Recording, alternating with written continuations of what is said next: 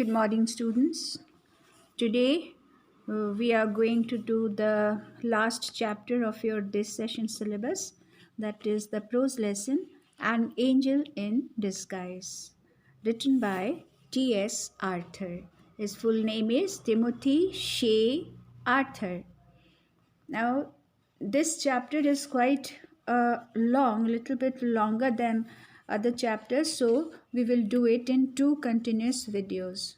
So please go through it. I'll do the first video and then I'll give you one assignment, little very short assignment on that, and then the next video will be up for the next class, right?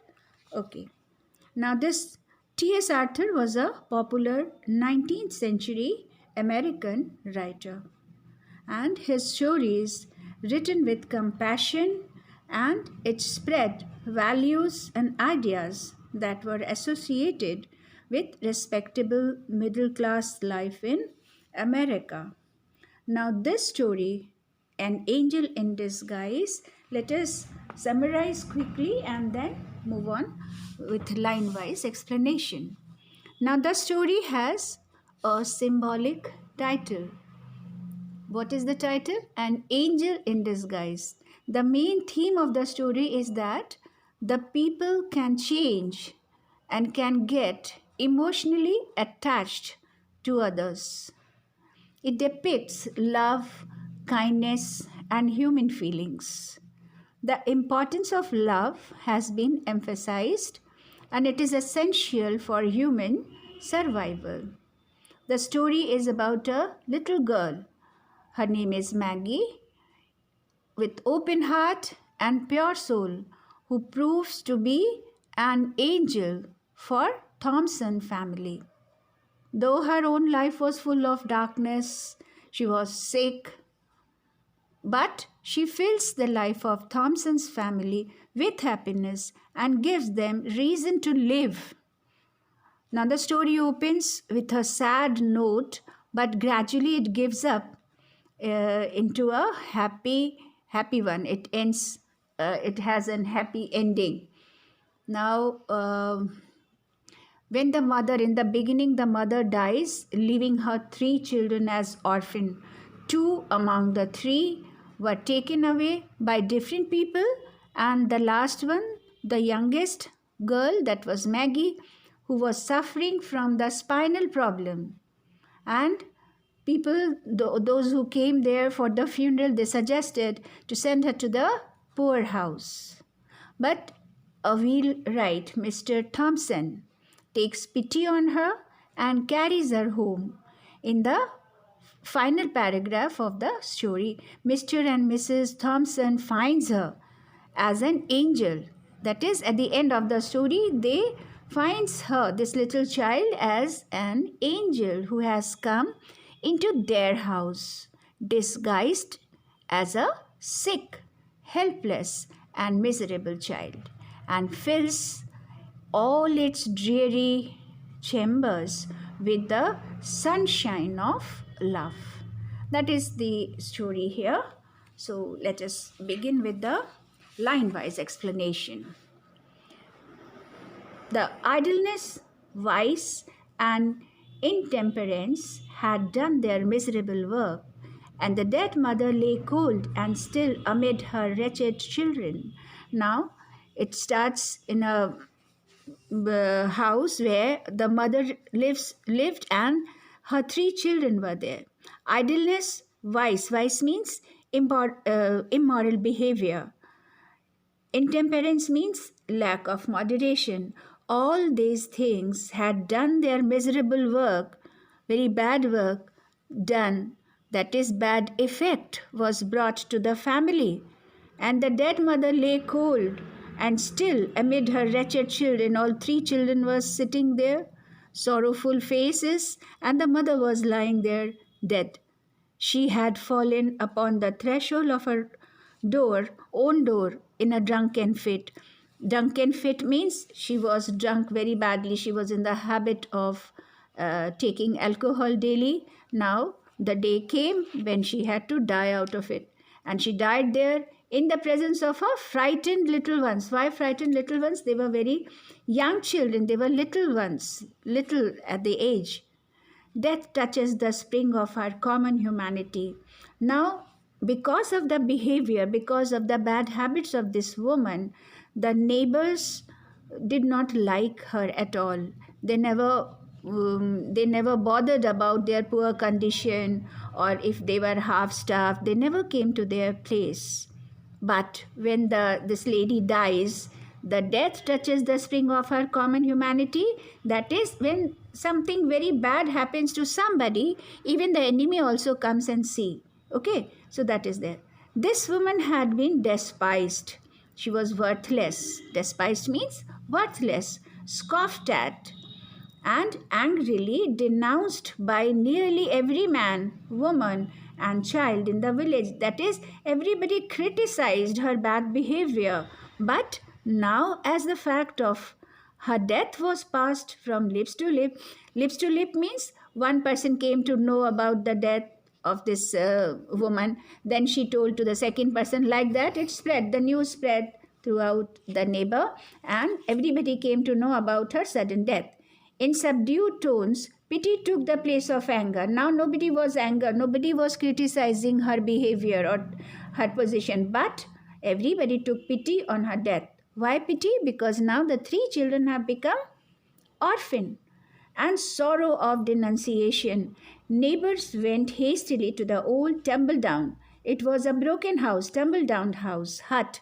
It was not a house also, it was a hut, in which she had secured little more than a place of shelter. It was just for the namesake, it was a hut, it was just to hide themselves. It was little shelter from summer heats and winter colds.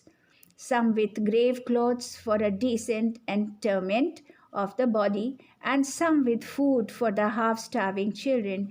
It was a place to take shelter for half-starved children, and just to safeguard the body from the heat and cold of the weather. Okay, 3 in number. Who are 3 in number? The children. Of these, who were there? These children.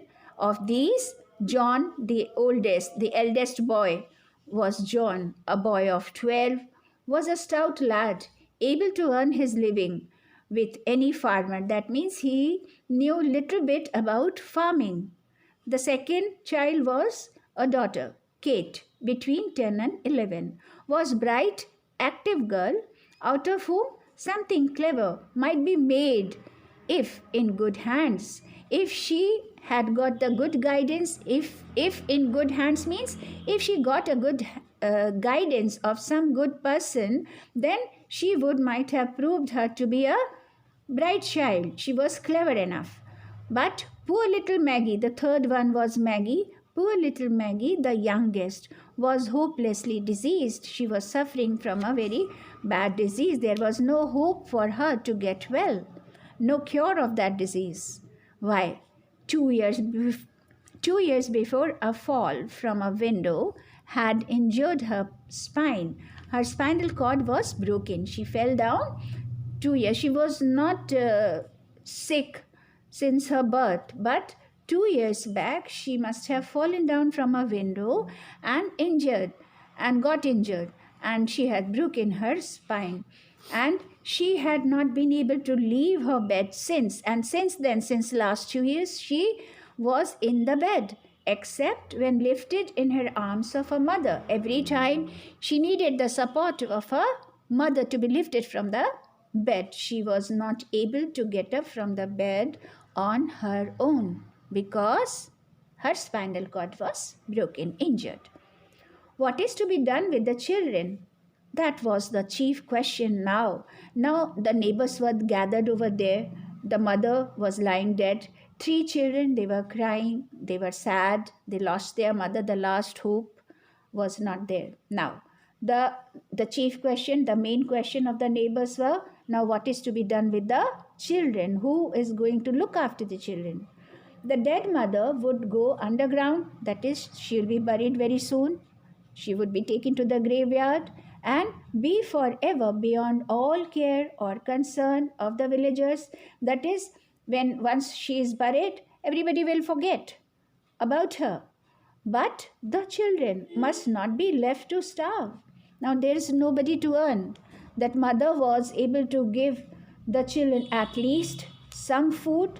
They were okay, they were half starved, but at least she was there. Now no one was there.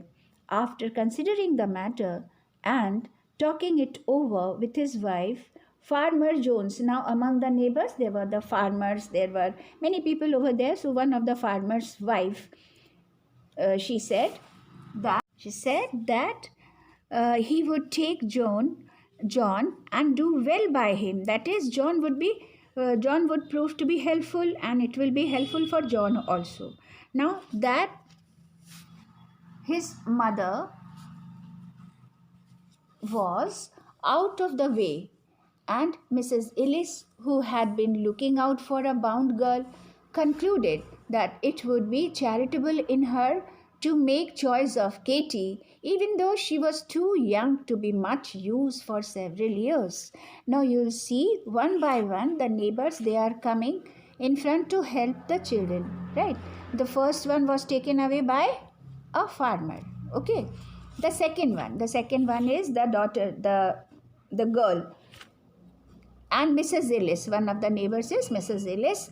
Now she was ready to take the girl. She needed a bound girl, that is a girl, a maid girl. Maid means a lady servant. Now this girl, Katy, was very young, but she was ready to take the girl and said that she would wait for some years so that she becomes little older, and then she would prove to be become a maid at her place, at Mrs. Ellis' place.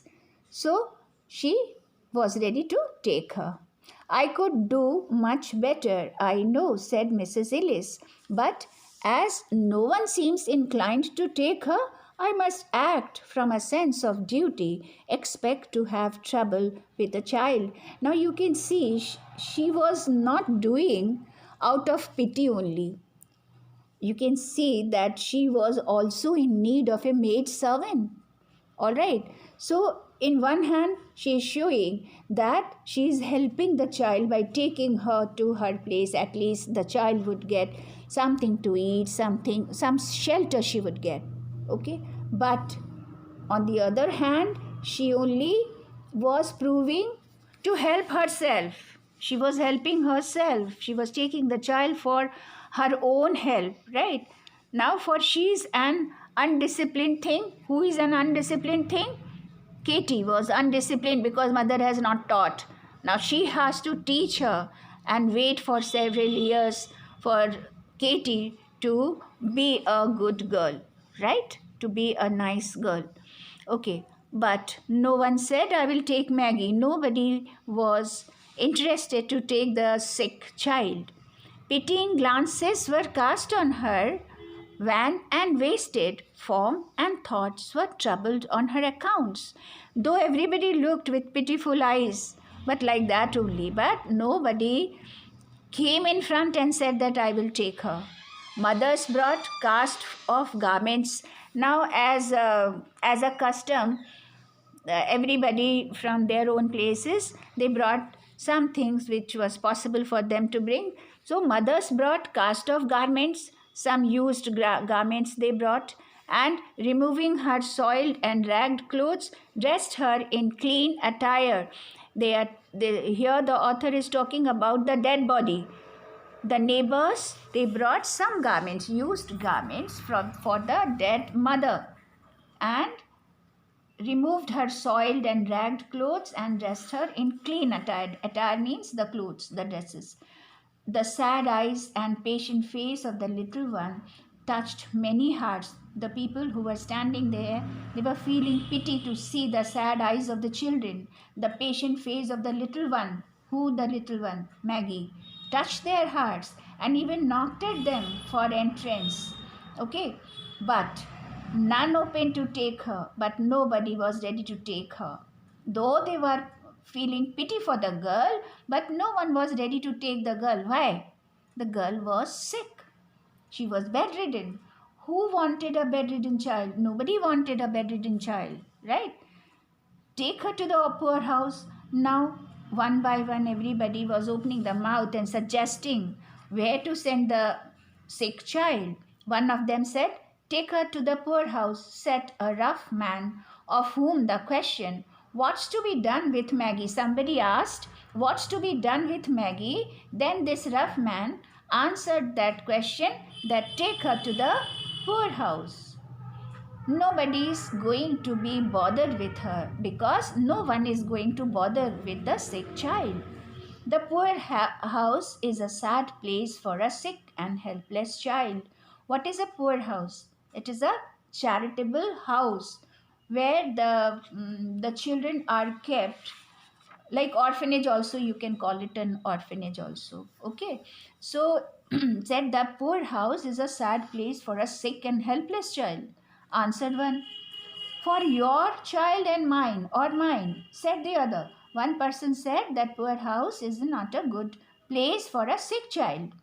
The other one immediately says that it is not good for our children, for your child and for mine, that is for our children, said the other, lightly speaking. He took it very lightly. But for this brat, you can see the word, how they are using the bad words for the child.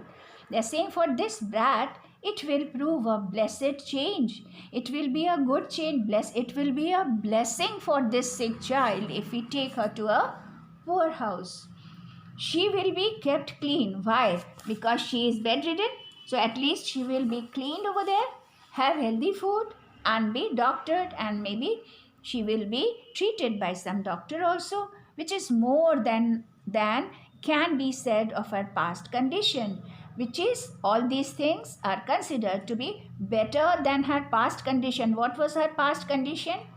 They were half starved, they were ill clad, they were not in a good condition to have good food, good clothes. No doctor came because they were very poor. All right, so now if she's been sent to the poorhouse, at least all these daily necessity things she will be getting, so it will be a blessing for her. There was reason in that, but still it didn't satisfy. There was reason for that, because nobody else was ready to take her. So it was reasonable to send her to the poorhouse, but still it didn't satisfy. It was not a satisfactory answer. The day following the day of death was made the day of burial. Now, the next day, the mother was buried. She was taken to the graveyard. A few neighbors were at the miserable hovel, but none followed that miserable hovel, that is the hut, the broken hut where these three children and the mother used to live. Some people, they came there, but nobody went to the graveyard. But none followed dead cart as it bore the unhonored remains to its pauper grave, because it carried that woman who died out of her drunken habit. Okay, so nobody followed to the grave. Farmer Jones, after the coffin was taken out, placed John in his wagon. Jones was the farmer who took the elder child, that is John, in his wagon and drove away. He went away from there, satisfied that he had done his part. He was satisfied that at least he has taken one of the children. Second one, Mrs. Ellis spoke to Kate. Now Mrs. Ellis said to Kate with a hurried air, very quickly she said, bid your sister goodbye. She said, go and wish your sister goodbye. Say goodbye to your sister. And drew the tearful children apart. Maybe they were embraced with each other. Two sisters are left. One is Katie and the other one, the youngest one, is the Maggie. Now she said, she drew the tearful children apart, ere scarcely their lips had touched in a sobbing farewell. They were kissing each other, maybe they were sad, they lost their mother. Now the sister is also going, little one is left alone. So they were very, very sad. Very, very touching story. This is, students, this is really very touching story. Okay. Hastily, others went out very quickly. Others went out. Everybody was thinking if he or she is caught or given the responsibility of Maggie. So they were leaving the place hastily, very quickly.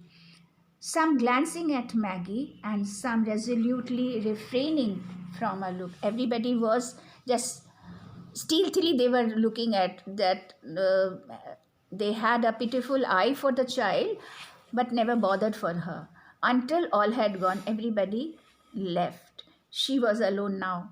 Just beyond the threshold, Joe Thompson, just on at the door. Joe Thompson was there, the wheelwright. Who is the wheelwright? Who mends or repairs the wooden wheels. So he is Mr. Thompson. Joe Thompson was standing there, paused and said to the blacksmith's wife, who was hastening off with the rest. Blacksmith, maybe another neighbor was a blacksmith. His wife was there. She was going out of the room, and at that time Mr. Thompson stopped her and asked, "It's a cruel thing to leave her so," he said. Now, whose dialogue is this one? It's a cruel thing to leave her so. This is said by Joe Thompson to blacksmith's wife. "Then take her to the poorhouse. She will have to go there," answered the blacksmith's wife. To answer the question, she immediately said that then take her to the poorhouse. She has to go there. Springing away and leaving Joe behind, she quickly left the place and went away. For a little while, the man stood with a puzzled air. Why puzzled air? He was not able to decide whether to go inside and talk to the child, whether to go away from there only, not to go inside. So he was puzzled. Then he turned back and went into the hovel again. He went inside. Maggie, with painful effort, had raised herself to an upright position. Somehow, the little child, Maggie, helped herself to get up there on the bed. She was sitting there in a sitting position. She was there and was sitting on the bed, straining her eyes upon the door. She was trying to look out, of which had just departed. She was trying to look who all have gone out. Nobody was there now. A vague terror had come into her thin white face. Now she was feeling she was afraid. Mother was not there. Both brother and sister has been taken away. Not a single person was there in her room. Then she sees Mr. Thompson. "Oh, Mr. Thompson," she cried out, catching her suspended breath. "Don't leave me here alone." She saw, as soon as she sees Mr. Thompson, she cried out, "Don't leave me here all alone."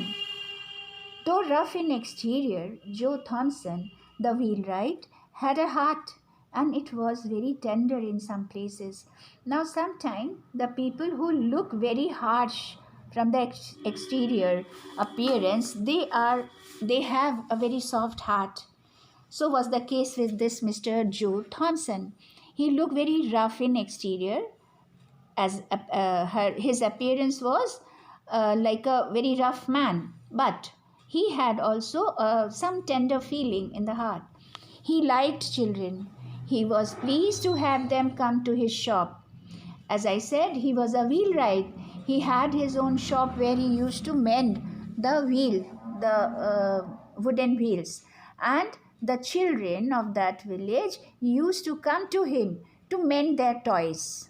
Okay, and without taking any draft, and without a draft on their hoarded expenses, that is, he used to mend their toys, wooden toys, without charging, because he felt happiness. He got happiness out of that. "No, dear," he answered. To what he said, "No, dear," when the little child said, "Don't leave me here all alone." Answer to that, he said, "No, dear," he answered in a kind voice, going to the bed and stooping down, bending down over the child. "You shan't be left here alone," he said. "I'm not going to leave you alone over here. You will not be alone here." Then he wrapped her with the gentleness. He immediately decided what he had to do. So what he did, he wrapped the child with gentleness, almost like a woman, in the clean bed clothes which some neighbor had brought. The neighbors, they had brought some old garments, some bed sheets and all. So he took one of the clean bedclothes, and then wrapped the child in her, lifting her in his strong arms. Strong because he was well built. So he lifts the child in his arm, bore her out into the air and across the field that lay between the hovel and his home. And he carries the child. He bore across into the air means he carried the child in his arm to his house. Where is his house? Just maybe across the field of this house. Okay, he goes to his own house. Now, Joe Thompson's wife, who happened to be childless. Now, Mr. and Mrs. Thompson's, they did not have any issue. They did not have any child. So, now was not a woman of saintly temper, though she did not have any child. But she was not of a quiet temper. She did not have any cool temper, nor much given to self-denial for others' good. That is, she was, in a way you can say, she was very selfish. She could not deny herself for the sake of others. Okay, and Joe had well-grounded doubts touching the manner of greeting. Touching the manner of greeting he should receive on his arrival. On his arrival means he is not alone. He is carrying the child. Okay, and by this time, his wife must be knowing about the death of that woman and about the sick child. So Mr. Thompson was thinking that the wife is not of cool temperament, of cool temper, and she would not welcome or not be quiet to see Mr. Thompson with the child. Anyhow, Mrs. Thompson saw him approaching from the window and with ruffling feathers met him a few paces from the door. Now, when Mrs. Thompson was watching, okay, through the window, and she saw that Mr. Thompson was approaching towards the house. All right. How she was looking? With ruffling feathers. Ruffling means annoying. She was very annoyed. She was angry. Annoy means angry. With ruffling feathers, met him a few paces. Pace means little away, little far from the door. She was standing at the window, little far from the door. He opened. Who opened? Mr. Joe opened the garden gate, came in.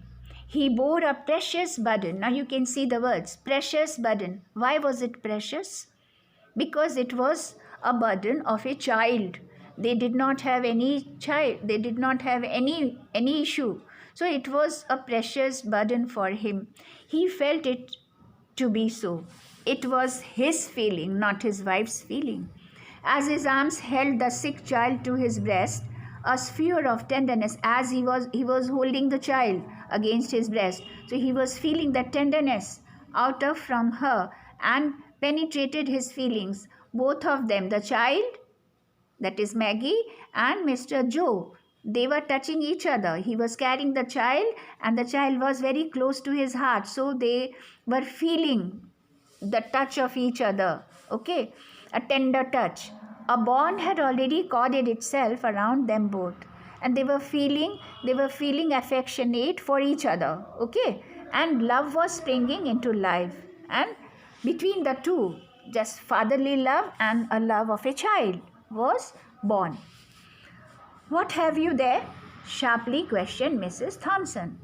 Now she asked what he has brought.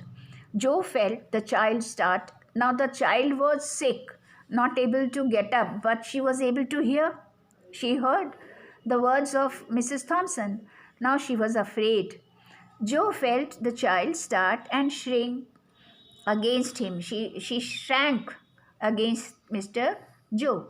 He did not reply. He never said any word except by a look that was pleading and cautionary. Pleading, that is, he gave a look to the wife with a request in his eyes that keep quiet, don't be harsh.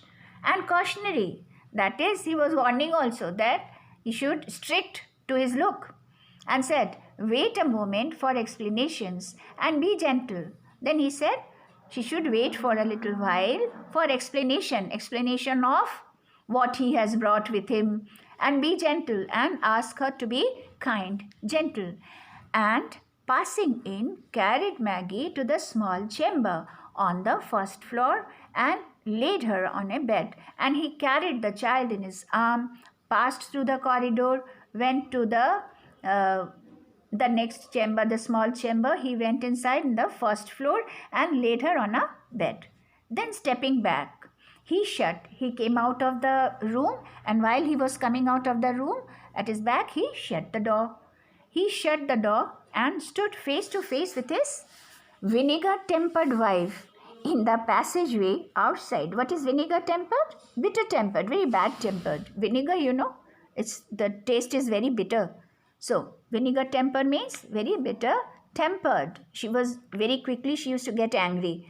So, it is said, vinegar-tempered wife, he met face to face in the passageway outside that room. She now, when she was standing face to face her husband, she sensed something unusual, right? You haven't brought home that sick brat? Anger and astonishment were in the tones of Mrs. Joe Thompson. Now she was showing her anger, though she was not quite sure what was there wrapped, which Mr. Thompson had left in the room. So she inquires about that.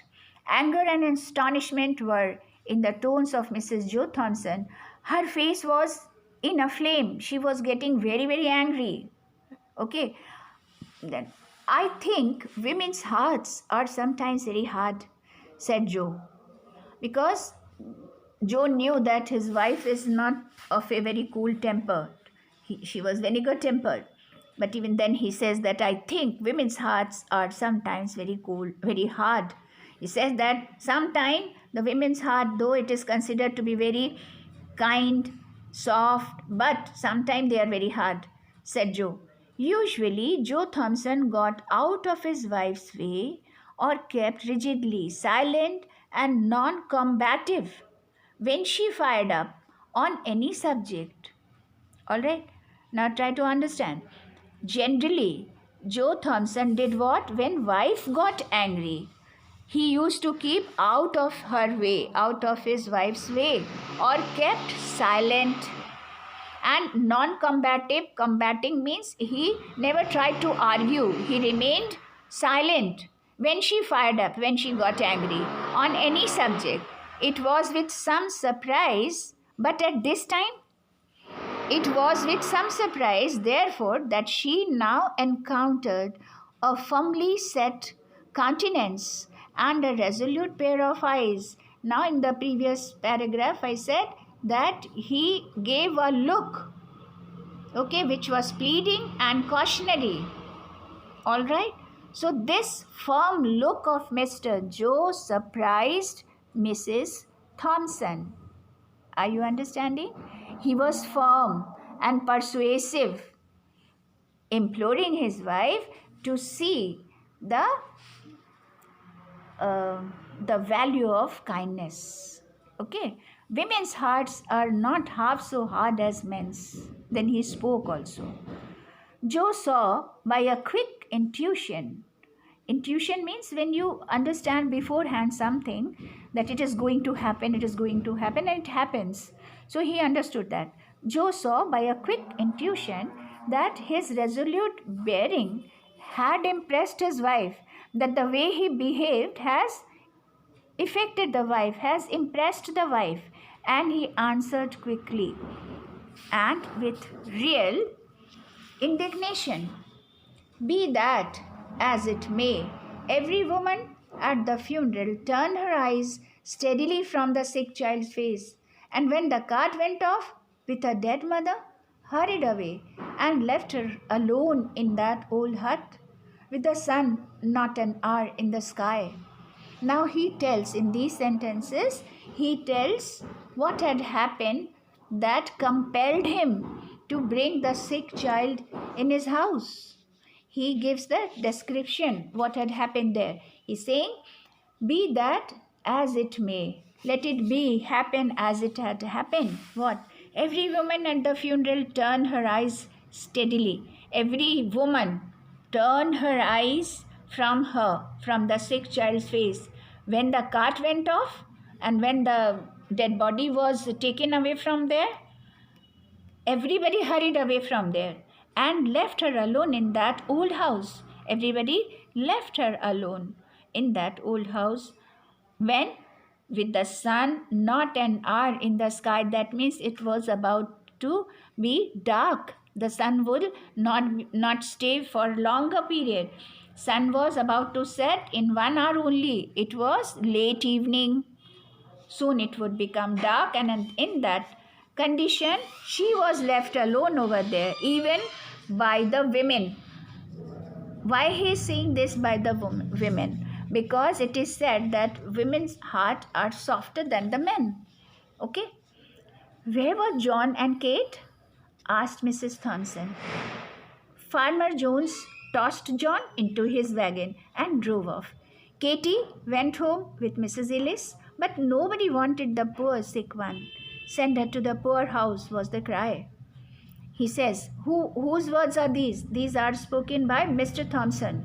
He says that Jones, the farmer Jones, had taken John into his wagon and took that child to his home.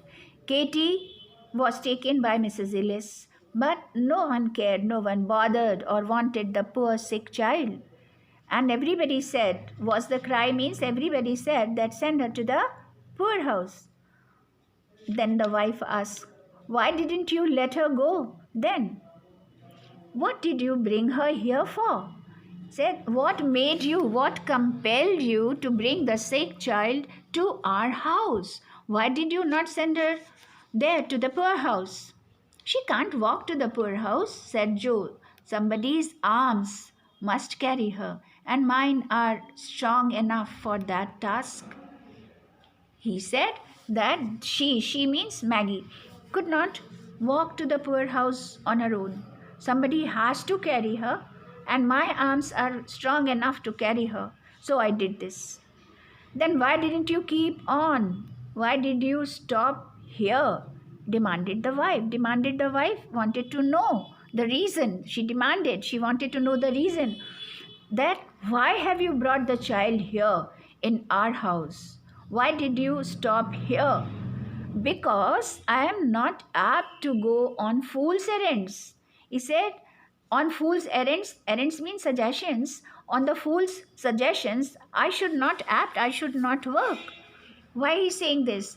Because the guardians must first be seen and a permit obtained. To go to a poorhouse or to send a child to a poorhouse, one must obtain the permission of a guardian, or the guardian also must sign some permission cards, and then poorhouse would entertain any child. There was no gainsaying this. It was not fruitful for the wife. Okay. When will you see the guardians? Was asked with irrepressible impatience. She was becoming impatient. Repressible means she was not able to control. Okay. Immediately she asked, then when are you going to see her guardians? She asked impatiently.